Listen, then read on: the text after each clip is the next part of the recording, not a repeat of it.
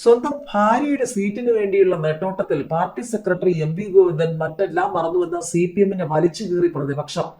G സുധാകരനോട് ഞങ്ങൾ പോലും ഇങ്ങനെ പെരുമാറില്ലെന്നാണ് രമേശ് ചെന്നിത്തല അടക്കമുള്ള നേതാക്കന്മാർ പറയുന്നത്. ജി സുധാകരന്റെ ഫേസ്ബുക്ക് പോസ്റ്റ് ഗൗരവമുള്ളതെന്ന കോൺഗ്രസ് നേതാവ് രമേശ് ചെന്നിത്തല. അഴിമതി നടത്താത്ത മന്ത്രിയായിരുന്നു ജി സുധാകരൻ. കുടുംബത്തിൽ രക്തസാക്ഷിയുള്ള ആളാണ്. അദ്ദേഹത്തെ പാർട്ടി സെക്രട്ടറി അവഹേളിച്ച നടപടി ശരിയായില്ല. ഞങ്ങൾ മുഖാമുഖം രാഷ്ട്രീയമായി എതിർക്കുന്നവരാണ്. പക്ഷെ ഞങ്ങളാരും സുധാകരനോട് ഇങ്ങനെ പെരുമാറില്ല. സ്വന്തം ഭാര്യയുടെ സീറ്റിനു വേണ്ടിയുള്ള നെട്ടോട്ടത്തിൽ പാർട്ടി സെക്രട്ടറി മറ്റെല്ലാം മറന്നുപോയി. PK ശശി നിലപാട് വ്യക്തമാക്കട്ടെ, അപ്പോൾ പ്രതികരിക്കാമെന്നും രമേശ് ചെന്നിത്തല പറഞ്ഞു. സുധാകരൻ നല്ല കമ്മ്യൂണിസ്റ്റ് ആണെന്നും അദ്ദേഹം UDF-ലേക്ക് വന്നാൽ വലിയ സന്തോഷമാണെന്നും ഷിബു ബേബി ജോൺ പറഞ്ഞു. ക്ഷണിക്കാനുള്ള മണ്ടത്തരം കാണിക്കുന്നില്ല. അദ്ദേഹം എങ്ങനെ പ്രതികരിക്കുമെന്ന് അറിയില്ലെന്നും ഷിബു ബേബി ജോൺ വ്യക്തമാക്കി. ശബരിമല കേസ് തേച്ചു മായ്ച്ചു കളയാൻ ശ്രമിക്കുന്നു. തന്ത്രിയെ കുടുക്കാൻ ശ്രമിച്ചു. UDF അധികാരത്തിൽ വന്നാൽ ശബരിമല കേസിൽ ശക്തമായ അന്വേഷണം നടത്തുമെന്നും ഷിബു വ്യക്തമാക്കി. വീണ ജോർജിനെതിരായ പരാമർശത്തിൽ തെറ്റില്ല. നടക്കാത്ത കാര്യം നടന്നുവെന്ന് പറഞ്ഞു. അത് ഹാലൂസിനേഷനാണ്. അത് പരിശോധിക്കണമെന്നാണ് താൻ പറഞ്ഞതെന്നും അദ്ദേഹം വ്യക്തമാക്കി. RSPയിൽ ഇപ്പോൾ പ്രശ്നമില്ല. RSP ഒറ്റക്കെട്ടാണ്. 2 ദിവസം കൊണ്ട് ഉഭയകക്ഷി ചർച്ചകൾ അവസാനിക്കുമെന്നും ഷിബു വ്യക്തമാക്കി.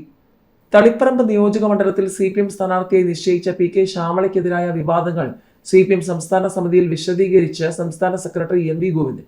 PK ശ്യാമളയ്ക്കെതിരെ ഉയർന്ന വിമർശനങ്ങളും വിവാദങ്ങളും അനാവശ്യമെന്ന് പറഞ്ഞ M.V. ഗോവിന്ദൻ ഭാര്യാപദം ഇപ്പോൾ പൊട്ടിമുളച്ചത് എങ്ങനെയെന്ന് ചോദിച്ചു. M.V. ഗോവിന്ദന്റെ ഭാര്യയും ആന്തൂർ നഗരസഭാ മുൻ ചെയർപേഴ്സണുമായ PK ശ്യാമളയെയാണ് തളിപ്പറമ്പിൽ CPM സ്ഥാനാർത്ഥിയായി നിശ്ചയിച്ചത്. ഇതിനെതിരെ സൈബറിടത്ത് CPM അനുകൂലികൾ വിമർശനം ഉന്നയിച്ചിരുന്നു.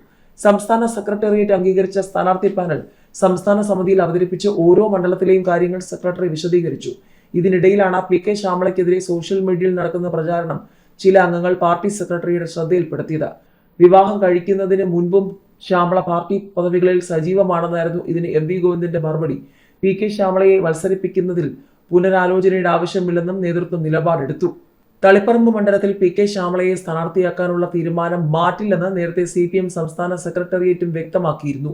ശ്യാമളയുടെ സ്ഥാനാർത്ഥിത്വത്തിനെതിരെ ഉയർന്ന പ്രാദേശിക എതിർപ്പുകൾ വകവെക്കേണ്ടതില്ലെന്നാണ് പാർട്ടി നിലപാട്.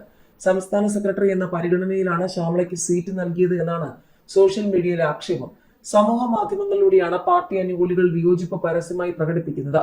PK ശ്യാമള ജനകീയ അല്ലെന്നും ആന്തൂർ നഗരസഭ അധ്യക്ഷയായ സമയത്തുണ്ടായ പ്രവാസി ആത്മഹത്യ അടക്കമുള്ള വിഷയങ്ങൾ ജയസാധ്യതയെ ബാധിക്കുമെന്നാണ് സോഷ്യൽ മീഡിയയിലെ പ്രചാരണം.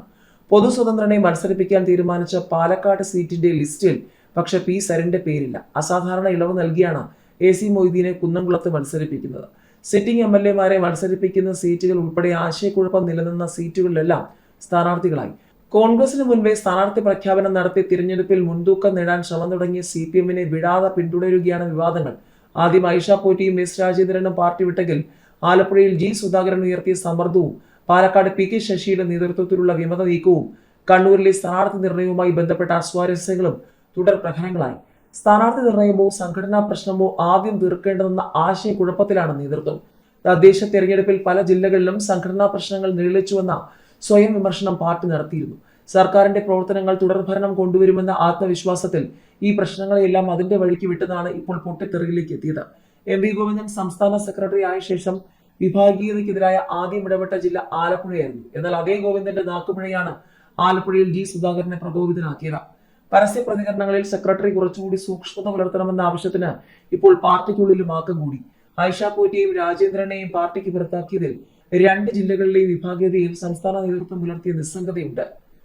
PK ശശി പുകഞ്ഞ കൊള്ളി എന്ന വിചാരം ഏറെക്കാലമായി പാർട്ടിയിലെ ഒരു വിഭാഗം നേതാക്കൾക്കുണ്ട്. എന്നാൽ ആ കൊള്ളിക്ക് നിന്ന് കത്താൻ അവസരം നൽകി അവസാന നിമിഷം വരെ പദവികളിൽ സംരക്ഷിച്ചു പിടിച്ചു. അച്ചടക്ക ലംഘനം കണ്ടെത്തിയപ്പോൾ പാലക്കാട് ജില്ലാ നേതൃത്വത്തെ തൃപ്തിപ്പെടുത്താൻ ബ്രാഞ്ചിലേക്ക് തരം താഴ്ത്തിയതല്ലാതെ KTDC ചെയർമാൻ പദവി തിരിച്ചെടുത്തില്ല. മന്ത്രി മുഹമ്മദ് റിയാസിന്റെ വകുപ്പിലെ ഉന്നത പദവിയിൽ തുടർന്നുകൊണ്ടാണ് ശശി തുടർച്ചയായി അച്ചടക്ക ലംഘനം നടത്തിയത്.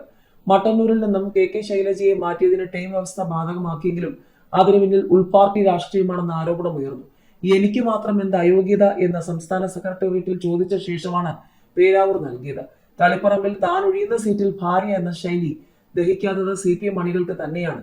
ശ്യാമള സ്ഥാനാർത്ഥിയായത് തന്റെ ഭാര്യ ആയതുകൊണ്ടല്ലെന്ന് M.V. ഗോവിന്ദന് വാദിക്കാമെങ്കിലും എതിർപ്പുയർന്നിട്ടും മറ്റു പേരുകൾ പരിഗണിക്കാത്തതിന് കാരണം ഗോവിന്ദന്റെ പദവിയാണെന്ന എതിർവാദം തള്ളാനാകില്ല.